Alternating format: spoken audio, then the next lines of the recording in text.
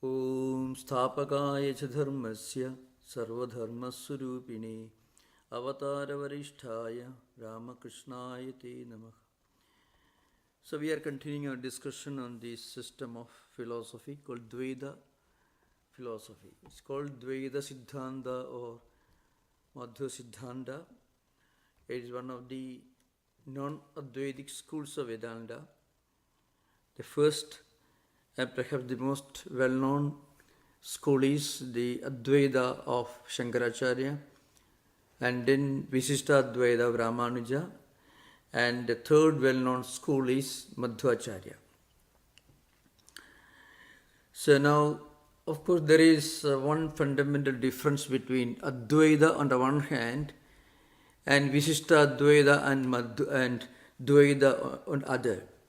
One major difference is Advaita has become popular all over the world as a universal outlook towards the absolute reality and also towards life as a whole. The other systems, without any prejudice, we can say, they have one small little problem. They are frequently confined to a particular group, community, or maybe sometimes in some cases people may mistake it as a cult. For example, the Ramanuja, Madhva, all these systems, though they have a very strong philosophical aspect about them, still frequently they are followed by a definite group of people who follow certain external marks. You can frequently see these marks on their foreheads. They follow certain traditions, certain rigid restrictions. So in that respect, they are perhaps not so widely known outside India or even outside South India as Advaita. Advaita is known all over the world, especially its popularity in the West is due to the great work done by Swami Vivekananda in 19th century, who brought Advaita Vedanta and gave it a very modern interpretation in English language, addressing audiences in the US and many European countries. And even within India, when he preached Advaita Vedanta, he used the English language. So it has become, it has received a worldwide attention, and he was followed in later years by many other preachers, even during the later half of 20th century, in the later half of 20th century, by men like Swami Tattwamayananda, in the earlier half of 20th century by Paramahamsa Yogananda, this Rishikesh Shivananda and others. So you find Advaita has received worldwide attention that goes beyond the people who followed Indian culture or Hindu tradition. That's one unique aspect of Advaita. Now coming back to the subject. One interesting concept of Madhvacharya was that is the Sakshi. It's the concept of testimony. He says the final judge of all verifications is Sakshi. I shall try to explain. Now, Sakshi means witness in Vedantic tradition. Sakshi actually is defined by Appayadikshita, who actually criticized Madhva philosophy or Madhvacharya's philosophy. And he says, for example, bodhrutvat audasinitva sakshitvam. When you are aware of something and when you are not involved, then you get a higher perception as a witness, as a subject, as a seer, as a perceiver, apart from the perceived or the seen objects. So that's the Advaita concept. But Madhvacharya has got a different interpretation of this. So, in fact, there is one well-known book by Madhvacharya. It's called Anuvyakyanam. It's actually a work on Brahma Sutras, is in metrical form.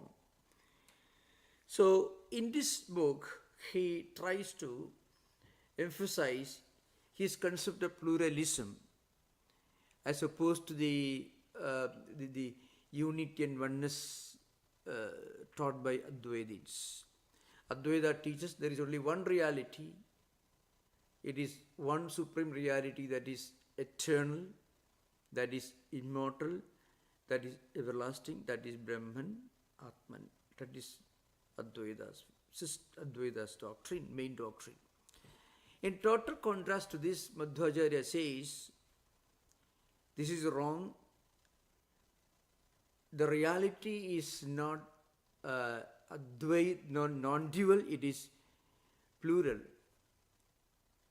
So I mentioned this earlier, the Madhvacharya system of Panchabheda Siddhanta is doctrine of 5 differences. If you draw a triangle, you find God on the top and on both sides, Jivas and Jagat, God and the world and different living beings. And according to Madhvacharya, there is a difference between different living beings. There is a difference between living beings and God, and there is a difference between this world and God, and there is a difference between different objects within the world, and there is a difference between different living beings, jivas, and the empirical world, I mean jivas and jagat. So this is a very important doctrine, the 5-fold differences, and he says these differences are eternal. So in that respect, dualistic philosophy is the polar opposite of non-dualistic philosophy. And he drives home this idea of pluralism. That's very interesting. Actually, if you read Madhvacharya's system, at first we may assume that he is correct. For example, we know very well that nothing in this world is similar or identical to each other. Everything is different from everything else. Our 5 fingers are not the same, not identical in our hands. No 2 trees are identical. No 2 human beings are identical, totally. No 2 animals are identical. So everything is different from everything else. So one may be tempted to believe that Madhvacharya is correct in his emphasis on pluralism. So I am going to read something from this Anuvyakyanam. It's a well-known book by Madhvacharya. He wrote 37 important works. He wrote a commentary on Rigveda, and he wrote his commentaries on Bhagavad Gita. He wrote commentaries on the Upanishads, and also he wrote something on Mahabharata. So, and he wrote a book on even Bhagavata Purana, Bhagavata Tattva Talparya Nirnaya, some Bhagavata Tattva Nirnaya, Bhagavata Talparya Nirnaya. So, he wrote innumerable books, altogether 37 books. And also there are more than 1 book on Brahma Sutra itself. So, Anuvyakyanam is one of his well-known books. And there, to quote his own words from Anuvyakhyana, Na dukkhanubhava kvapi mithyanubhavodam vrachet kobi hyartho naschedum sakyade brahmavadina. Brahmavadi means Advaiti. So, kobi hyartho naschedum sakyade brahmavadina. He says, there is the painful experience, the experience of pain, and also there is this opposite. And according to Advaitins, who tell you that everything in the empirical realm is mithya, so, but then you cannot really take it for granted, you cannot accept it. He continues, Brahmatvam abhramatvam cha Sarvam Vedyam ki sakshina Shuddha Sakshi Yada Siddhu Dukkhitam Varide Katham. Says, we can never experience the pain and suffering in the world as something that do not really exist. It is not false experience. We cannot dismiss as false our experiences of pain and suffering that we normally undergo. So he uses the word Brahmavadi, means the illusionist. Actually, it is not a very justifiable, not a dignified term that could be used against Advaita, because Advaita is not a Brahmavada, it's not Mayavada, Advaita is Brahmavada. The main thesis of Advaitins is that Brahma Satyam, that is the central doctrine of Advaita. Jagat Mithya is not the central doctrine. So very often you find in the non-Advaitic schools this tendency to put it upside down. So they don't use the word Brahmavadin, they use the word Brahmavadin as Madhvacharya uses, or what I call Mayavadin. And sometimes Dvaitins were not above this temptation to use some very strong language, not always very dignified in their references to Advaitins. So that's a different subject which I don't want to refer to.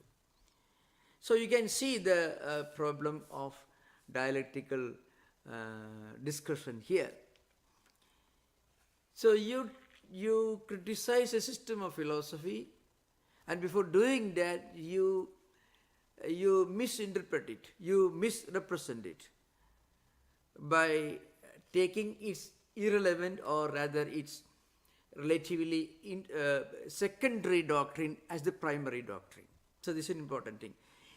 The word Mithya, Maya were brought into Advaita by Shankaracharya to answer the question as to why this world appears to be real, and why and how we wrongly assume that Brahman has become this world.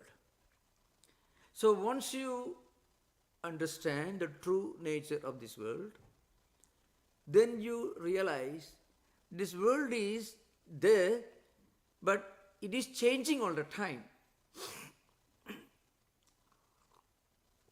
It is subject to changes. We don't experience this world as the same world in the past, present and future. In fact, the earth itself has undergone changes. It is undergoing changes now due to global warming. You can see the ocean level is rising, the temperature is rising in many places, global warming, and all these things are happening. So we can see this empirical world, cosmos itself, is subject to changes. So Vedanta, Advaitins say, this world is not non-existent, but because it is changing, it is not real in the absolute sense. In the absolute sense means it is not remaining the same in the past, present and future without any change. It is changing all the time. So, to denote this changeability of the impermanent empirical world, the word Maya and Mithya were brought in by Shankaracharya. So, the word Mithya or Maya is only a term used to explain the strange mystery of our misunderstanding this world as the permanent reality. It's almost like, I can give a much more simple example.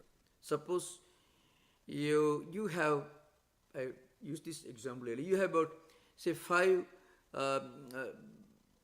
pot cups, 5 cups of the clay, made from clay, or maybe 5 golden ornaments in front of you.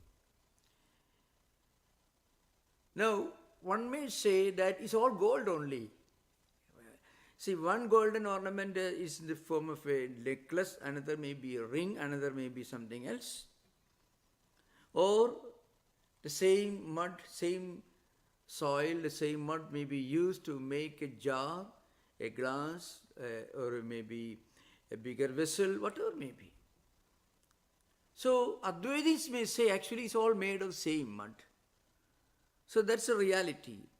But when Dvaitins say no, a mud jar is different from a cup made of mud. It's true actually. You don't drink water with a big jar. You need a cup for drinking water.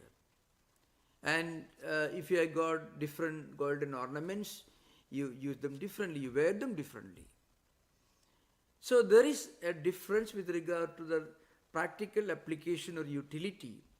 But that difference doesn't make a permanent difference. That difference is only relative. Because if you break all these earthen pots and pans and jars, they become earth, they become mud. If you melt all the different golden ornaments, they become gold. And again you can make them, you can make golden ornaments again. So it is true to say, it is perfectly okay to say it is gold only. But it is also okay to say, but it is the golden ornament is different from, the necklace is different from golden ring. That's true. But Madhvacharya says, no, this difference in terms of utility value makes a complete difference. That's what he says. That's why the five differences, Panja Bheda Siddhanta. It is, I mentioned I quoted earlier, in Madhva's own words. And also Jayatirtha. Vyasatirtha also he says, in his critique of the famous dialectical work Nyayamrita.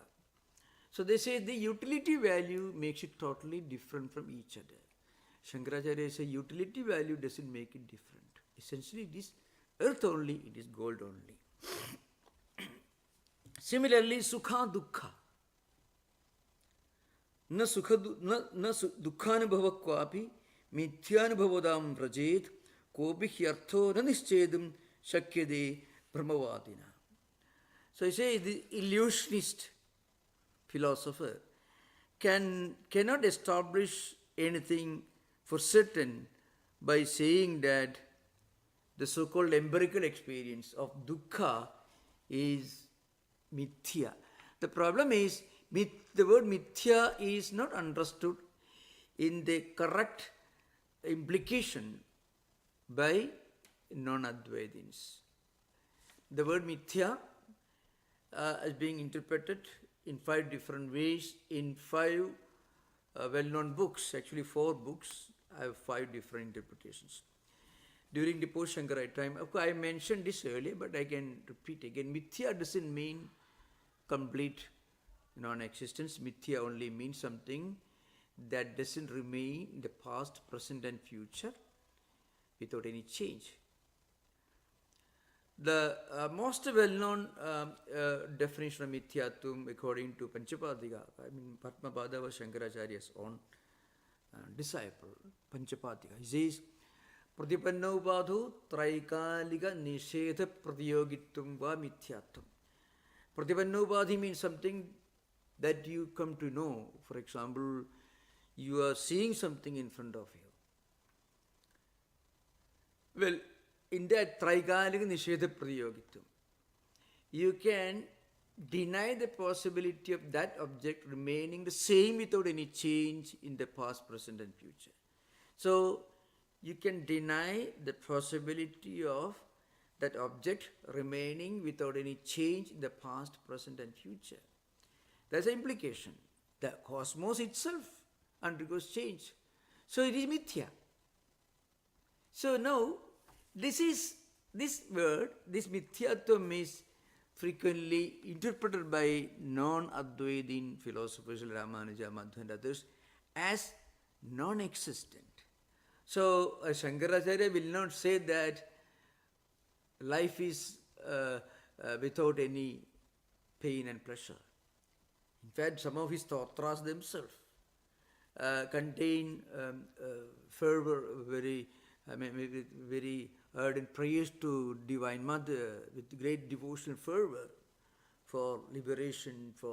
In fact, many of these devotional poems are highly mystical and very emotional. Devotees praying to God for deliverance from poverty, from ill health, from old age related problems. All that you find in Shankara Stotra, Shankaracharya's devotional hymns. So he doesn't deny the reality, the problem of unpleasant experiences in life. But what he says is, these experiences are relative because they don't remain the same. Yesterday you were happy, today you are unhappy, tomorrow again you will be happy. So that's why, now again, there are very, very strong statements in the works of Madhva. For example, again he repeats the same statement. Kalpana Gaurava Deva Padarthana Sihu Hi, means, again this statement continues. He says, things will not change or cease to exist just because we imagine. So we are going through some experiences. We cannot say we are not going through those experiences. We cannot imagine. Just by imagining that something doesn't exist in this world, they cannot cease to exist. So the idea of Mithyatvam is being totally misinterpreted. I'm just giving an example. Again, the world in the Brahmatvam, Abhramatvam cha sarvam vedyam ki sakshina. Sakshina sarvam vedyam means sakshi, the witness, understands everything. Witness is, here the implication is the one who actually experiences, the person who experiences something, the sakshin. That is the concept of real testimony. You have seen, you have experienced. That's the ultimate judge. So, we are experiencing this world, everything in this world we are experiencing, so we cannot say the world doesn't exist. But Shankara, the Advaitins do not say the world does not exist. Advaitins only tell you that the world doesn't exist without any change in the past, present and future. So these are important points to remember. So according to him, this criterion of Sakshi Pratyakshatva means logical limit of all certainty, the ultimate logical limit of all certainty, all testimony is Sakshi. That's what he says. If you use any other testimony, Madhva system accepts Pratyaksha, Anumana and Shabda, verbal testimony. They may still leave some doubts behind, but one's own real experience, Sakshitvam, doesn't leave any doubt. That's why na pramanya shanga sakshinaka kindu manasa evacha. Jayatirtha wrote a well-known Tiga on Vishnu Tattva Nirnaya. That is again a work of Madhvacharya himself. Jayatirtha is the commentator of many of Madhvacharya's important works. So now, pramanya shanka. You will have no doubt at all. When you are a sakshi of an experience, you are an experiencer, the witness. Then you will have absolutely no doubt. So that is a well-known statement frequently quoted by Madhva philosophers. Jayatirtha is one of the commentators. This way before he says, Dividham hi prameyam sodantram asodantram cha. Pratyaksha anumana sabda pramana. This Swatantra, the independent entity, is only Vishnu.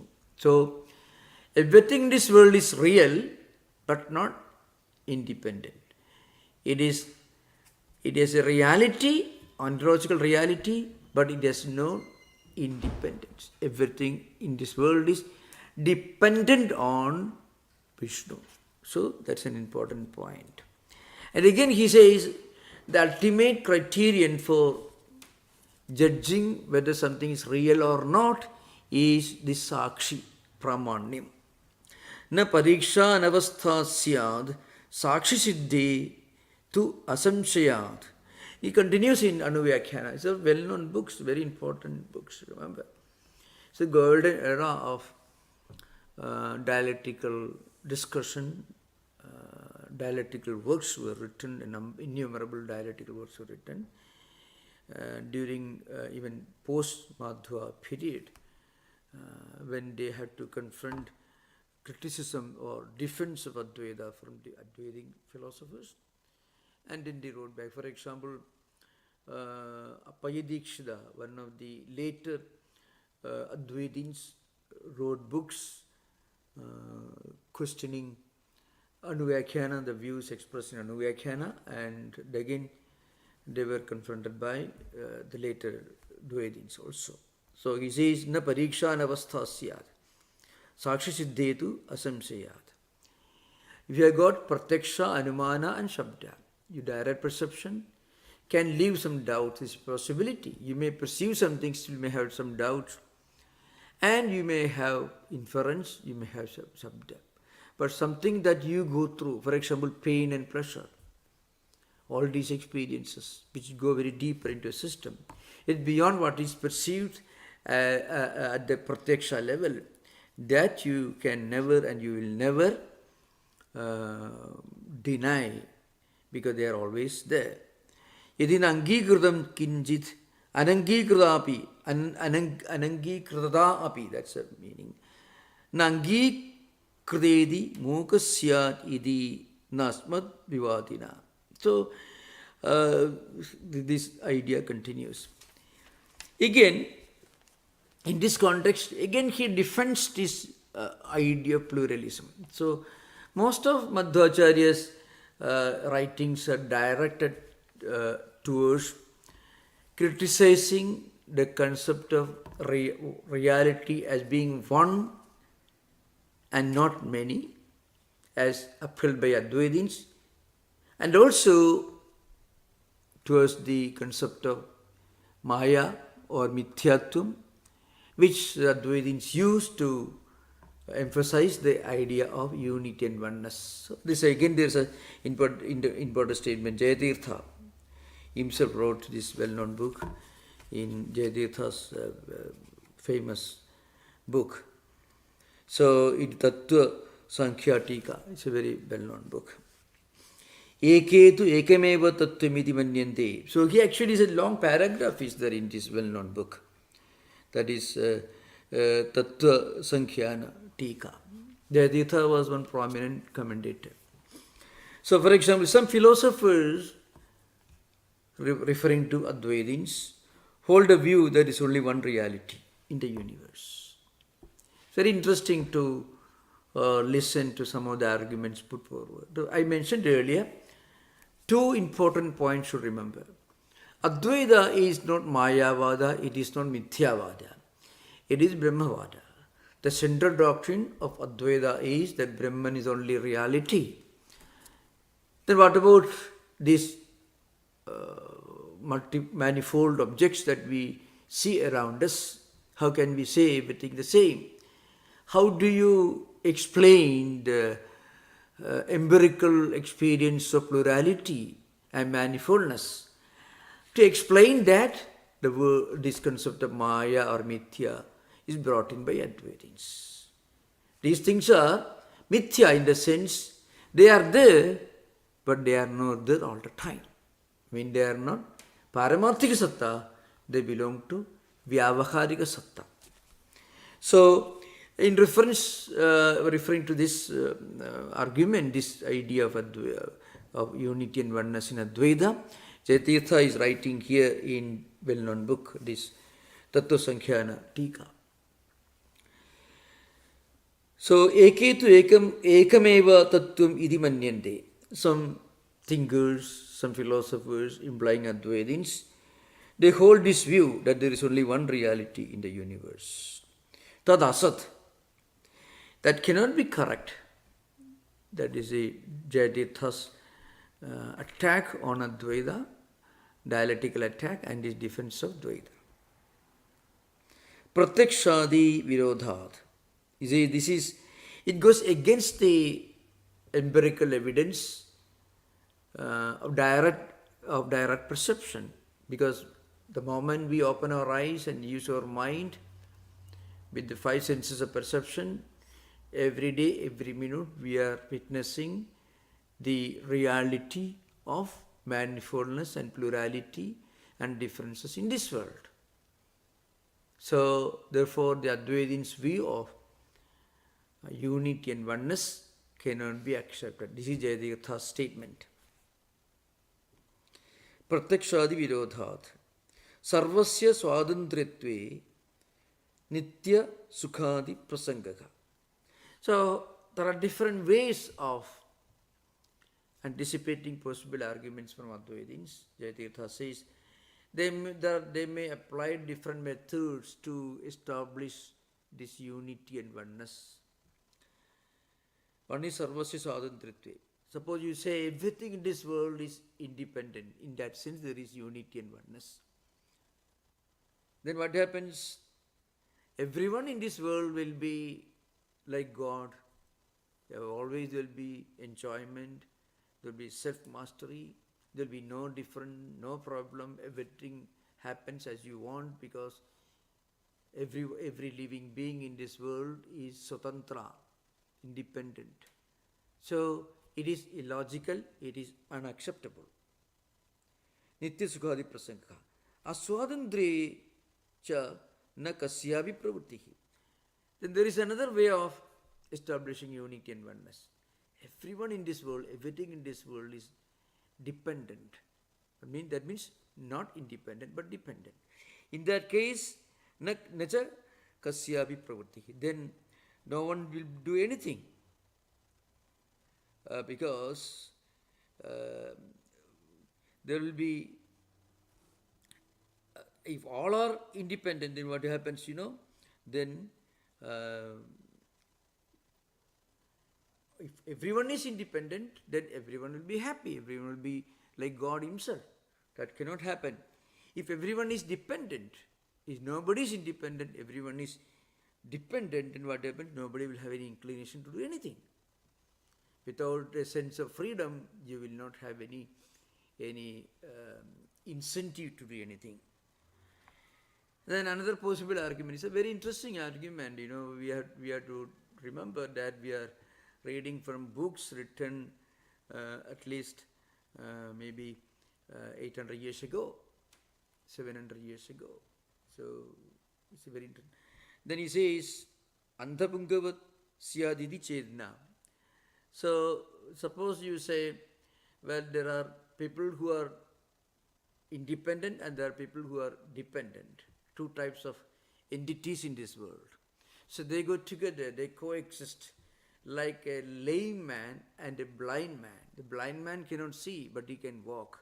The lame man can see, but cannot walk. Blind man, certainly he is able to see, but so the blind man is able to walk, but he is not able to see. The man who has no eyes is a blind man, cannot see, but he is able to walk. The lame man, he is able to see, but he cannot walk. So they two together combined, this life can go on in this world.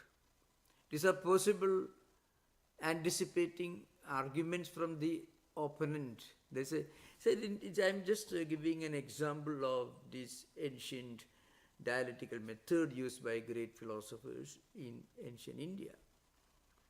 It may be slightly unpleasant or boring, but you can see my own logic. So they write books and they often anticipate possible objections from the opposing school, and then they put their argument onto their mouth and then they give a reply. Like that goes on. And after some years, from the opposing school, another great book will be written from the Advaitin side. This went on for many, many centuries. So Andhabungavat syat iti na. Means it cannot be that there are people in this world who are swatantra and there are people in this world aswatantra. Those who are independent and those who are dependent. And they coexist together, each helping the other. That cannot be true. Chetna. Pratyasattereva anubhavatehe yadi sarvameva sudantram syad tada paratantriyadi pradeti virodhaka. Suppose you say, well, everything in this world is independent, everything is self-sufficient, then we are actually pretending as if there is no problem in this world. There is always a problem because some people are not able to do what they want to do. Everyone wants to be rich, but very few are able to be rich. Everyone wants to have contentment, but not everyone can have contentment, inner satisfaction. So people don't get all their desires fulfilled. So if they were independent, if they are omnipotent, they would have been able to do whatever they want. They would achieve whatever they wanted to achieve. But that's not true in this world. Therefore, there is a problem somewhere. And if we say that everyone is swatantra, everyone is independent, then we are negating an obvious reality. That is, there are people who are not able to achieve what they want to achieve. That's because of their lack of swatantriyam or independence. I mean, they are dependent upon somebody. There is something lacking in them. There is something incomplete. That is true. Every human being really feels some kind of dependence, in the sense paratantriyam in Jayatirtha's language, which means some kind of incompleteness, imperfection. Always wanting to have more of what they have, or they want to have something which they don't already have. If they have something, they want more of that. If they don't have it, they want it still. So there is always a problem in human life. A problem of incompleteness, a problem of non-fulfillment of what they really want to achieve. We cannot wish away that fact.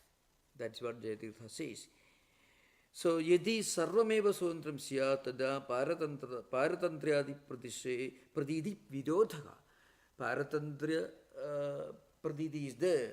We all see that. We have experienced that. We have the understanding that there is always a problem in human life. We cannot just pretend as if it doesn't exist.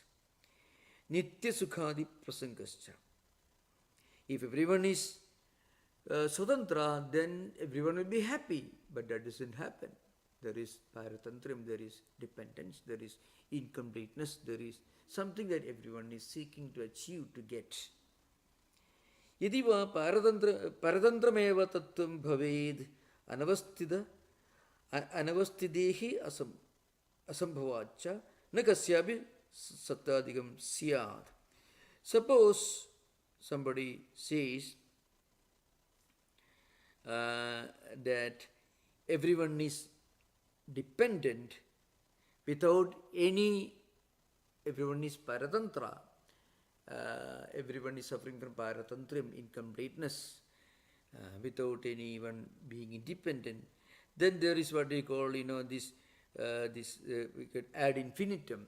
That means A will depend upon B, B depend upon C, C depending on. So in fact, everyone will be depending upon everyone else. That will be some kind of a anarchism or an extreme kind of atheism, negating anything in this world. It will be kind of spiritual anarchy. That's what Jayatirtha says. So it cannot be accepted. The point is, Jayatirtha says, there is this plurality, manifoldness in this world. Everything is different from everything else.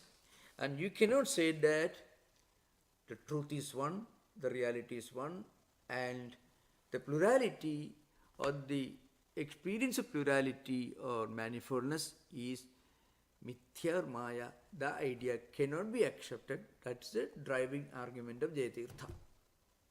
This is an important point, remember. So this idea is again put forward um, by Madhvacharya, and also he also, as I mentioned earlier, he also wrote some books on the Puranic literature. For example, Bhagavata Tattvarya is a very important book. Bhagavata Tattvarya Nirnaya. It is a very well-known book by Madhvacharya. And according to him, Vishnu is the Paramarthika Satta. In Advaita, Brahman is the Paramarthika Satta, but in Madhva system, Vishnu is the Paramarthika Satta. And Vishnu alone is independent. Everything else in this world is dependent. Even Shiva, Vishnu, other deities are also depending upon Vishnu. And he quotes from Bhagavata Purana also, which I am going to refer to earlier. And we are going to refer to it again. It's very interesting. Everything else is dependent upon Vishnu.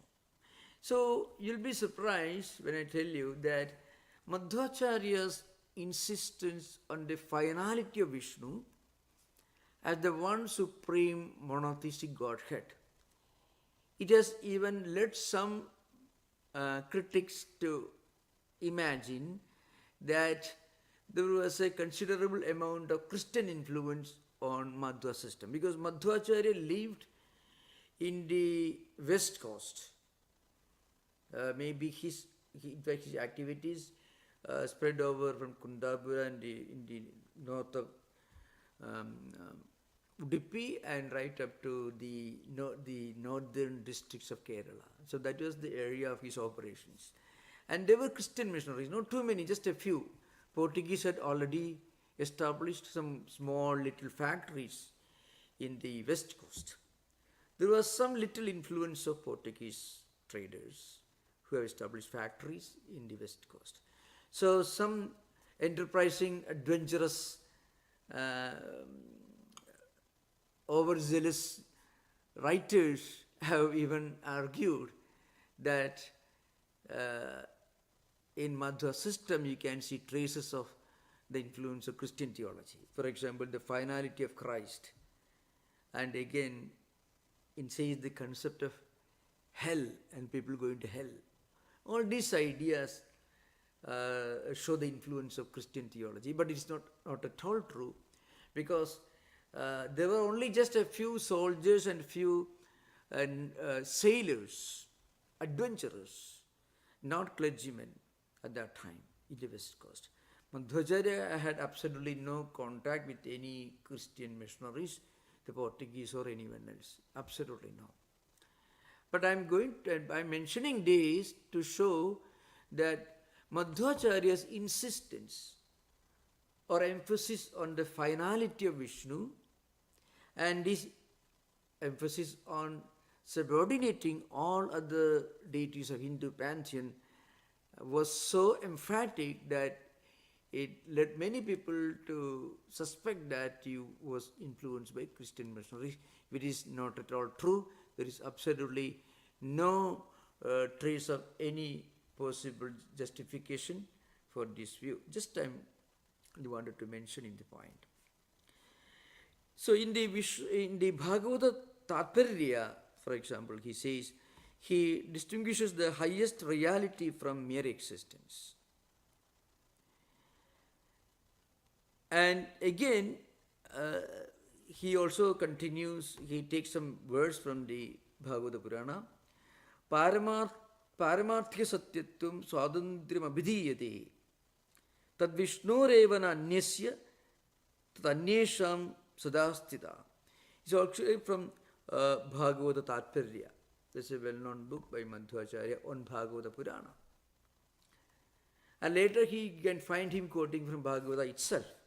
So, Paramarthika Satyatvam, Swadandriyam Vidhiyate. So, what is Swadandriyam? Swadandriyam or independence is the fact that Brahman, perceived as Vishnu, is the ultimate reality, is the ultimate truth. And all others are dependent upon Vishnu for their existence. In other words, their existence is dependent upon Vishnu, who is the ultimate Paramarthik Satta or absolute reality. In fact, he quotes from Brahma Sutra, in his Brahma Sutra Bhashya, he quotes some verses from Bhagavata Purana itself. So he's trying to reconcile, he's trying to effect a reconciliation of the polytheism of the Vedic literature, pre-Vedantic Vedic literature. That means Rigveda Samhita is the earliest well-known document of Vedic tradition. Rigveda has got, of course, Samhita, Brahmana, and many Upanishads, Aranyaka Upanishads, so on, like any other three Vedas. So these Vedas, Vedic literature, they talk about different deities. Indra, Mitra, Varuna, Agni, Soma, and Aditya, and innumerable deities are mentioned in Vedic literature. Sometimes you find there are traces of pantheism and pantheism and also polytheism and monotheism in Rigveda Samhita. I mean the way of looking at God as the same as this empirical nature. I mean, the world, the empirical world, nature itself is God, pantheism. And God is present in everything in nature, pantheism.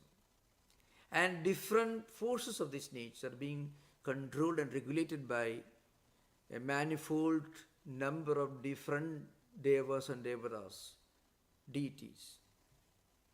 That is polytheism. And there is one supreme created God, monotheism, very similar to the Abrahamic traditions.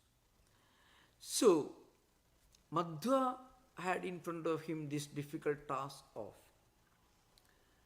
effecting a reconciliation between the polytheism of Vedic, Pantheon Vedic tradition and also the Puranic tradition with his own emphasis on Vishnu as the only supreme Godhead. So how to establish Vishnu as one supreme Godhead? And how do you reconcile the polytheism of Veda with this concept of monotheism? And for that, he actually quotes from Bhagavata Purana in his Brahma Sutra Bhashya. The one well-known verse that he quotes is from the Dasamaskandha of Bhagavata Purana, Uttaradha. I mean the 10th skandha, the 10th book. The Bhagavata Purana is divided into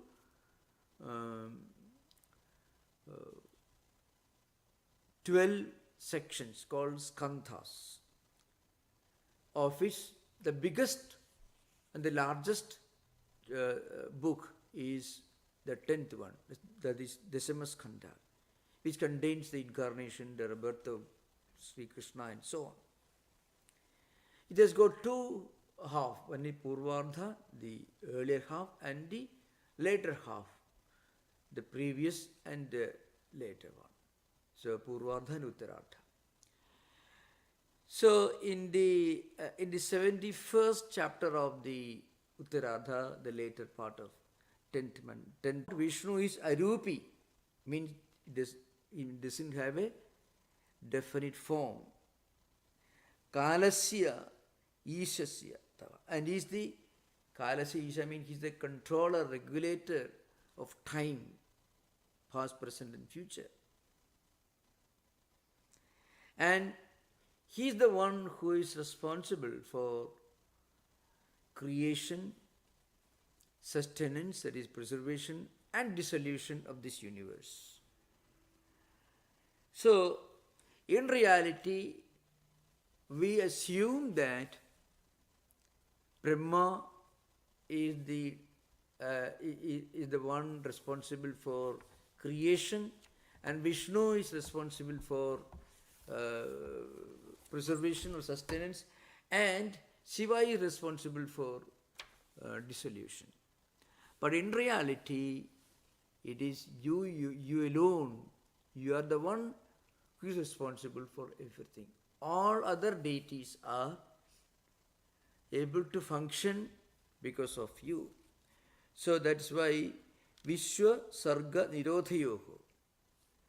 The world is being created, it undergoes through dissolution, and also is emergence nimittam. And it's all you alone. You are the param nimittam. You are the only one supreme cause. So he quotes some of these verses from different Puranic literature to emphasize his idea that Vishnu is the one supreme deity. All other polytheistic deities are subservient or they are under the control of Vishnu. They are different manifestations of Vishnu.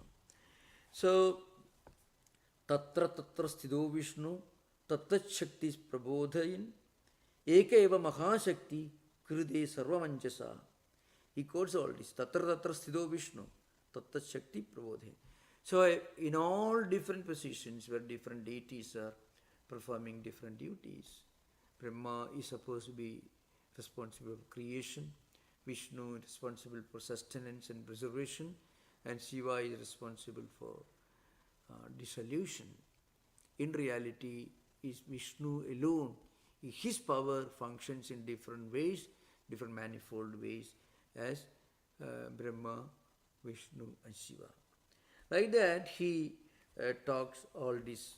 He quotes all these verses. He also quotes from Bhagavad Gita, Matta Smriti Jnanam Apohanam Cha. Everything happens matta, from me. Smriti Jnanam Apohanam means memory, knowledge, and also the gift to forget all come from me. It's quoted from the Gita, 10th chapter.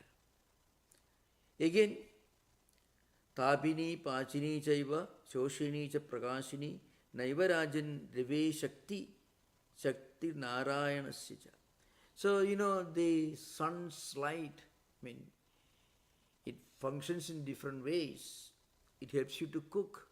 It helps you to heat your room, because when sunlight is there, your room is warm. And also, it has, sometimes if there is too much of heat, it also creates health problems. So, Tapini, Pachini, Shoshini, Prakashini gives you light, it illumines things. All these are different functions of sunlight. But really, Shakti Narayanasya, the power comes from Vishnu. So you find in Madhvacharya's system this emphasis on the idea that Vishnu is the supreme, and the finality and uniqueness of Vishnu as a deity. This is an important principle. But remember, Madhvacharya was a great saint. He also wrote some devotional hymns. He was a great devotee of God. But this system of philosophy you find as a tendency to move in one direction, and sometimes a tendency to become exclusive. So you are most welcome to ask questions. It's a friendly discussion. Thank you. In Advaita, the Panchamahabhutas, what is their role? In Advaita, see, Panchamahabhutas are the evolutes of Prakriti in Advaita and also Sankhya system. Panchamahabhutas, the evolutes of Prakriti. And they constitute this empirical world, which includes our own body. So, Panchamahabhutas are the evolutes of Ahankara. So, from Panchamahabhuta, Tanmatras, Panchamahabhuta comes. So, they are evolutes of Prakriti. From Prakriti, Mahatutvam, and then that is Buddhi and Ahankara. Do they resolve to Brahman ultimately? Excuse me, do they evolve? Panchamahabhutas. Do they resolve to Brahman ultimately? Or they also are ultimately Brahman, Panchamahabhutas? Yeah, I tell you, Panchamahabhutas, when you realize when you become spiritually enlightened, you don't cease to be Panchamahabhutas because your physical body is still part of Panchamahabhuta. But you realize that you are not just physical body, which is made of Panchamahabhutas. So your own inner mystical experience. That's what really happens. Panchamahabhutas are subjected to origination, growth, different stages of evolution, and then dissolution. They are part of the empirical world. Just a tree also, like your body also. Technically, there is no difference between a tree, a mud, a stone, and your body. They also come into existence. The body also comes into existence. But in your body, there is a divine spark. That's what makes a difference. And the more you are aware of it, the more enlightened you become.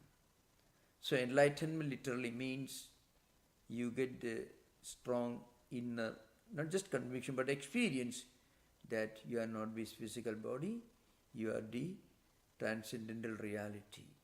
That's all. So physical body doesn't cease to exist. Your identification, your fascination for your body. In real life, you know what a spiritually enlightened man, how he look at his own body. It's an instrument he needs. Suppose you are holding a stick in your hand. Okay. Somebody hits the stick, you are not hurt. If somebody is hitting your hand, which is holding the stick, you are hurt. Now, an enlightened person, when something happens to his body, he doesn't feel that there is anything happening to him because he is distinct and different from his body. Just as a man holding a stick experiences and he actually understands and realizes that the stick is not part of his body. He doesn't identify himself with the stick he is holding in his hands. It's a kind of inner experience. So Panchamahabhutas are part of this empirical world. Your body is also part of Panchamahabhutas. They come and go. They come into existence, they go through different stages of the evolution, and then disappear, they also re-emerge. When you are born again in your next life, again your soul, your Atman, is again operating through this cage. It's like a bulb in which the electricity is manifesting, you get light, that's all. Depending upon the gadget, the machine, the instrument, the manifestation differs, that's all. Swamiji, namaste, this is Gopinath. Yeah. You talked about how Madhvacharya used the idea of Nitya to refute Dvaita.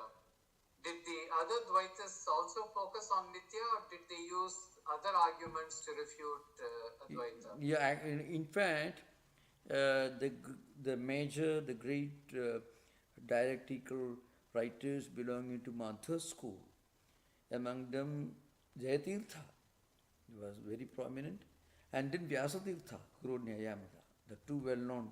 There were others also, Bhadatirtha and so on. But Jayatirtha and Vyasatirtha, both of them followed the same track of misrepresenting the Advaitins' view of Jagat Mithyatvam. There is a historical background explanation for this. That should be understood. In fact, that's one problem that's not well understood. The point is, I mentioned this earlier, between 9th century AD and 16th century AD, almost 600, 700 years. This is a period of dialectical confrontations between Advaita on the one hand, Vishishtadvaita and Dvaita on the other hand. Vishishtadvaita also produced one outstanding writer during the post-Ramanuja period. His name is Vedanta Desika Venkatanatha. He also wrote well-known books. There was also when Sudarsana Suri, Sruti Prakashika, he wrote a commentary on Ramanuja Sri Bhashya. But a major exponent of Ramanuja's system was Vedanta Desika. So he also uses strong language, but not the same shocking language used by some of the Madhva writers. Not all, but some. So they call, for example, the Advaitins were called Prachanna Bauddhas. Prachanna means incognito. Buddha means, mostly they were talking that, they were implying that Advaitins are really like Mahavainasikas, the Shunyavadins, a school of later Vijnanavadins, who denied everything. Nothing exists in this world. Advaitins never say that nothing existed.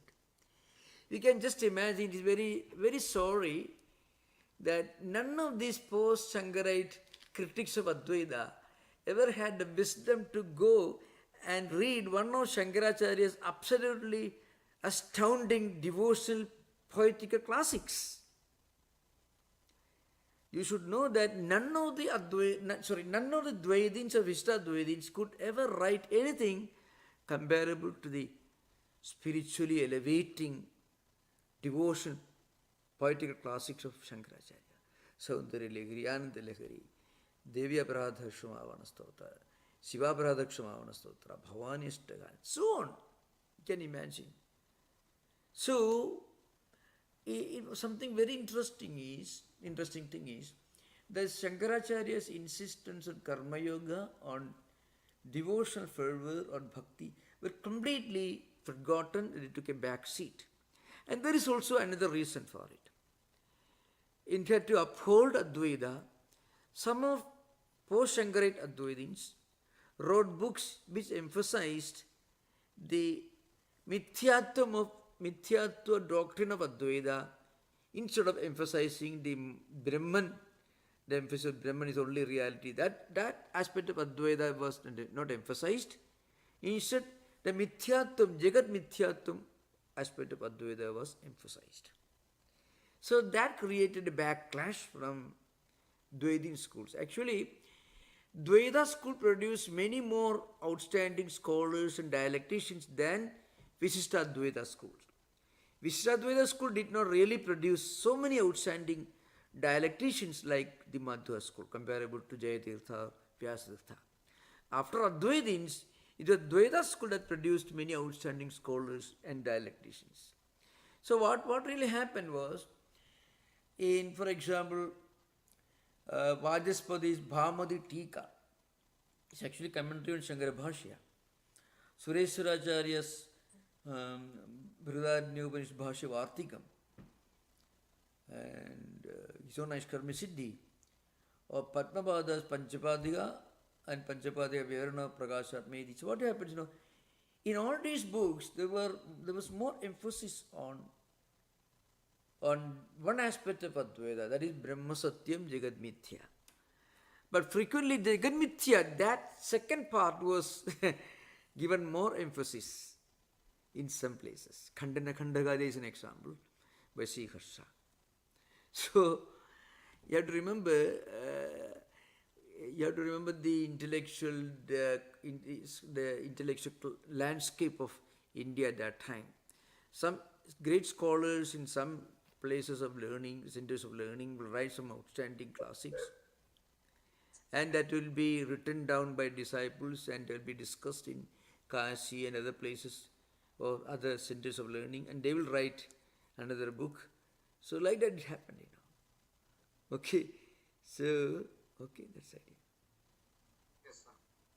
Thank you. David, you're next. So, Swami, I have a question. Why did not Ramanuja's school, Vishishta Dvaita, produce more intellectual giants? That seems like, in a way, a system that tries to reconcile Dvaita and Advaita. Yeah. It seems like that would produce the most brilliant defenders of it, other than Advaita. Why wouldn't Ramanuja's school attract, But brilliant? Ramanuja's school suffered from one serious problem.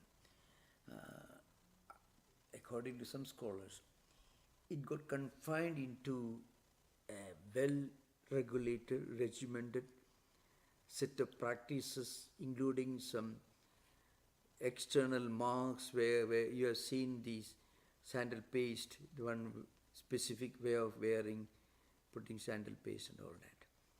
So,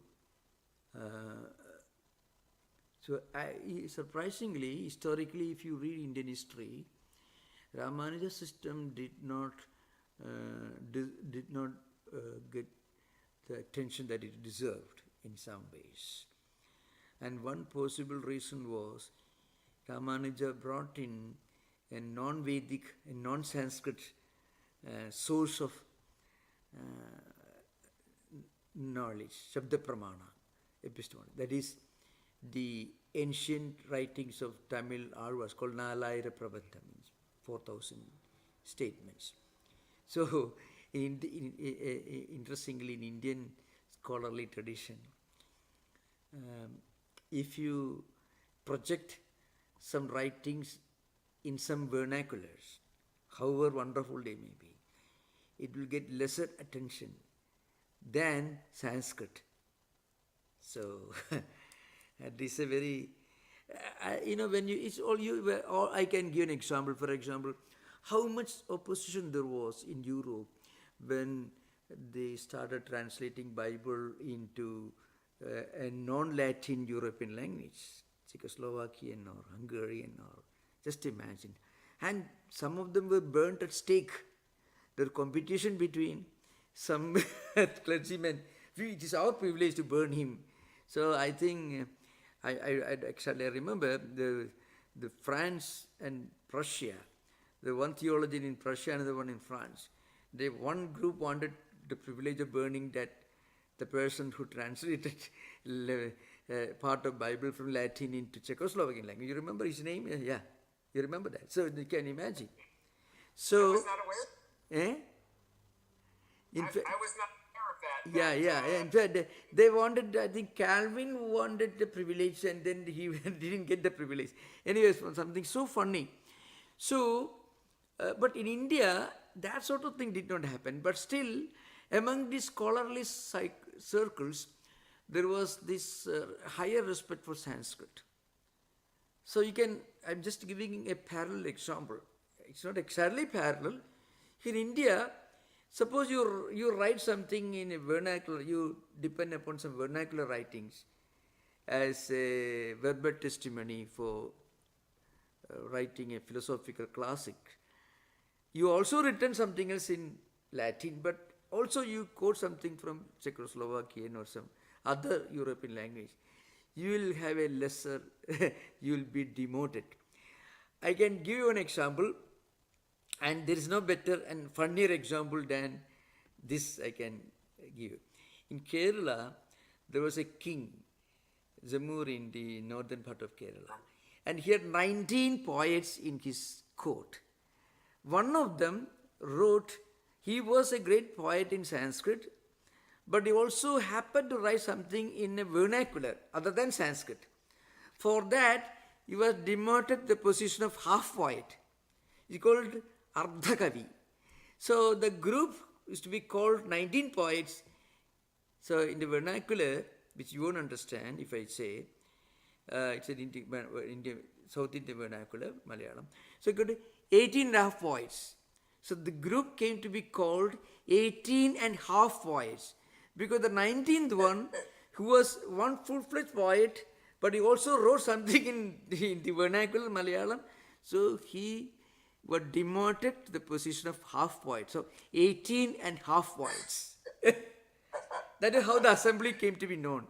So you can imagine the fanatical, almost ridiculous, laughable fanaticism of Sanskrit, So I can give you, so they say, according to scholarly circles, it's been Benares, which center of learning, the most prestigious scholars went to Benares to teach and also to learn.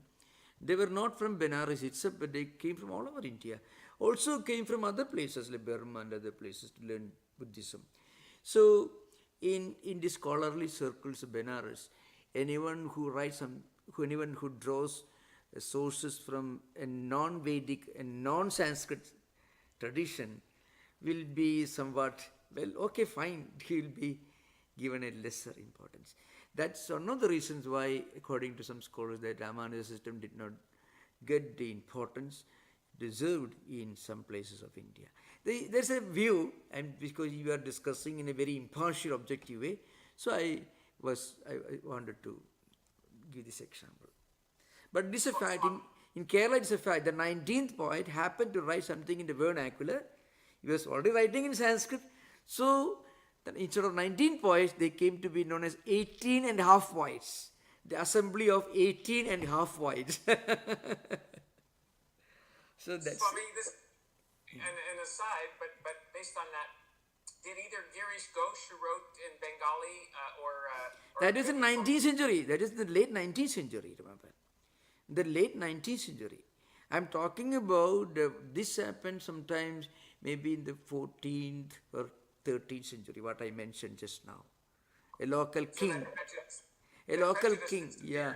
Local king, anything in other than Sanskrit, it should be, by its very nature, it should be secondary. So almost similar to a typical clergyman, how he would have, you can imagine. Do you think Augustine would be impressed if somebody writes something in some pagan language, European language, in the old Czechoslovakian language? No, he won't be impressed. You should write in Latin. Okay? That's true. Same thing, That's it. Yeah. Yeah. Thank you, Swami. Thank you. I have a few observations. I want to get your thoughts on it. My main question is, Advaita is a Jnana Marga experience. Yeah. Now in the Bhakti Marga, you can put both Vishishtha Dvaita and Dvaita. Yeah. Okay. So my question is, in the Bhakti Marga, where does Dvaita and Vishishtha Dvaita stand from the importance and the value? That's where that's the question. But my comment related to that is, the reason why I can now understand, thanks to you, that why the Ramanujacharya and Madhvacharya revolted against the Dvaitic philosophy is because it can get very abstract. Yeah. For us, even for me, when I was listening to Mandukya Upanishad, you can really get confused. You say, you don't need to do anything. Brahma Satya Jagat Mithya. And Mandukya Upanishad in particular confused me to that extent. So, two questions. One on the Bhakti Marga. Second, at that time, Advaitins, did they give more approaches for the experience, Marga, for the experience? Those are the two questions. The role of Bhakti, Dvaita and Tadvaita for Bhakti, and what did Advaitins do for enriching ourselves to have that experience of the Brahman? Yeah, I think one reason is it was a highly regimented intellectual culture. You can imagine these scholars, they started learning when they were 5 or still younger, and continued learning till their death. Continued learning, teaching, writing till their death. Nothing else to do. So they often identified themselves with Sanskrit and also with the metaphysical and philosophical aspect of it, and not devotional aspect of it. That is, surprisingly, you find the language of Chitsukacharya, Chitsugi wrote Tattva-Pratipika, the language of Sikha who wrote Khandakadya. They're all very, very dialectical. But then every day they used to go to the temple, they used to do puja, they used to chant, and then they write these dialectical books. The one exception was Madhusudana Saraswati in 16th century. And the credit for reconciling and bringing back to Advaita fold the old original devotional fervor of Shankaracharya, that credit goes to Madhusudana Saraswati, who was as much a great devotee as he was a philosopher. So he wrote Godhartha Deepika, it's a well-known book on Bhagavad Gita. Lot of philosophy, but lot of devotion also you find. So your question, that the point is, they paid only attention to the metaphysics. That's the only thing in the scholarly discussions. The devotion points of Shankaracharya found rarely any place or any mention in the writings of post-Shankarite dialecticians. What is your question? Can you repeat once more? Please repeat. Not audible. In Advaita, it is an experiential path, Jnana Marga. Yeah. In that, so if it was done intellectualized, it can really confuse That's true. everybody. No, that's what really happened. So that caused, for example, Madhvacharya was learning Ishtasiddhi, Vimuktatmans, well-known book. So he got totally frustrated. But then he was learning a well-known dialectical work by a post-Shankarite Advaitins, and that created a revolting impression. He did not stay long enough to study the entire Advaita philosophy, or the exposition was one-sided, totally philosophically metaphysical. This could happen. This could really happen. But if you read Shankaracharya's original Gita Bhashya, you won't be confused. Absolutely no room for confusion. Confusion happened mostly due to the writings of post-Shankarite Advaitis. But remember, in spite of all that, the majority of people who follow Vedic tradition in India, they are all followers of Shankaracharya. Not that everyone studies Shankara's works, but then he stands till now as the most popular, the greatest philosopher saint of Indian tradition. There is absolutely no doubt about it. Without Shankara, many temples would not have existed. Without him, many of the devotional poetry would not have been written. Without even the method of worship that we follow, he was the one. He wrote a poem describing different Sadhusashti Pujara Puja Stotram, different modes of worship he wrote. And all that he wrote. So, but these were completely ignored in this dialectical confrontation. This could happen. Yeah. Mark, you're up next. Yeah. Mark, question. Pranam Maharaj. Namaskar. Yeah.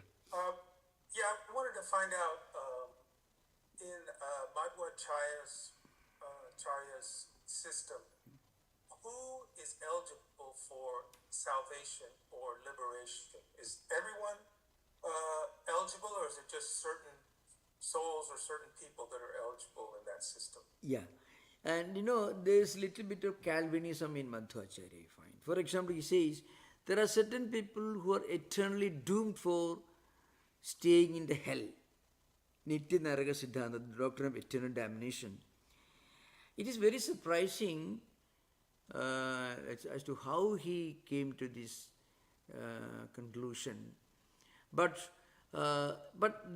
there are those who deny Vishnu, God, his own interpretation of Godhead, to be more specific, and those who don't follow certain ethical, moral principles. So, but then, those who are eligible, according to Madhvacharya, those who follow this doctrine that Vishnu is the ultimate, the final refuge, and follows the devotional path and surrenders himself to him, he is eligible for liberation in Madhvacharya. But again, he says there are different categories of spiritual aspirants. Those who are eternally liberated, and those who will get liberation through the spiritual practices, and those who are bound, but still they will, if they turn to God, they will get liberation. There's only a small number of people, they will never get liberation. That's the idea behind. The last mentioned aspect is unique to Madhva system. You don't find anything like that in any other system of Indian philosophy. Nowhere you find. What does Dvaita say? Dvaita tells you any person who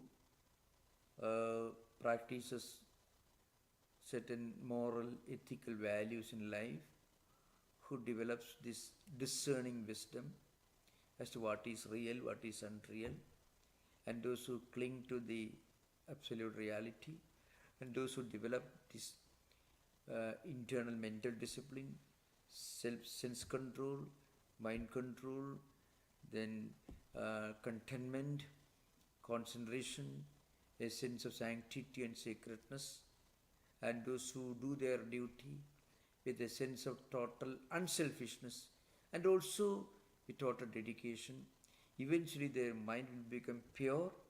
When their mind becomes pure, automatically, eventually, they will get this idea, this Advaita Jnanam, that will take them to liberation. Even in Advaita system, it is just that you discover the truth within yourself. When you practice Karma Yoga, when you practice sanctity and sacredness in doing whatever may be your duty, and you practice this mental, the moral disciplines, then you will slowly evolve, your mind will evolve, your thoughts become pure, your emotions become pure. And as our mind becomes more and more pure, then our perception of life, the way we look at life, the way we look at others, will also change. And then we will realize that actually you are not this physical body. Physical body comes and goes. You are something that is transcendental. You also realize the same Atman, the same divine spark that is within you is present in everyone. So this universal spiritual experience is the goal of everyone in Advaita. Whatever tradition or religion you are born into, whatever may be your path, it's an internal pilgrimage. You are starting a pilgrimage when you start spiritual life. That is Advaita. Important thing. Thank you, Maharaj. Yeah. That's all, Maharaj. We Yeah. can wrap it. Okay, thank you. Thank you so much.